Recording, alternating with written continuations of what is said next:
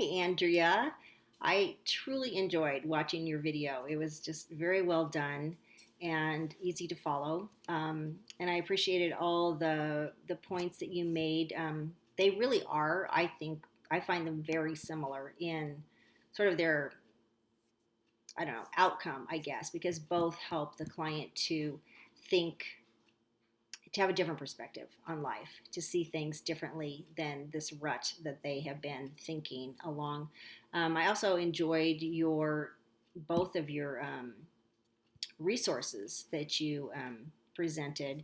The one with the destructive children, and that they were able to then, start coming up with things that were giving them problem solving skills because I I can't imagine, and I know you said you were interested in working with kids, but I think it would be hard to help a child, sort of place themselves there, especially if they came from a troubled background. So you would find this very interesting. I don't know where you're at in your road, but I just did my intensive this week.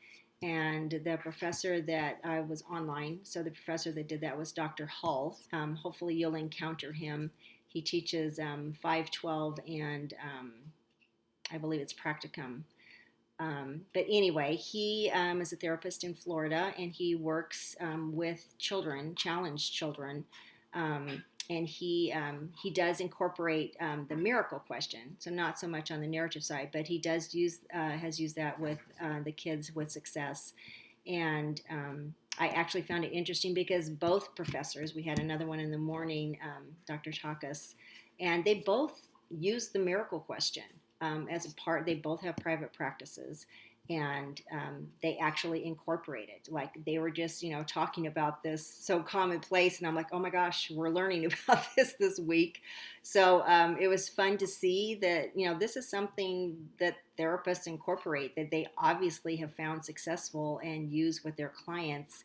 And then I had an opportunity when we were doing our mock counseling sessions to actually try and use the miracle question. My client was rather stuck in her situation, and it does help to just kind of, throw that. It kind of just catches them so that they can start thinking in a different way, just helps them kind of jar out of that place. So I kind of resonate with both of these. Honestly, I like how positive they are.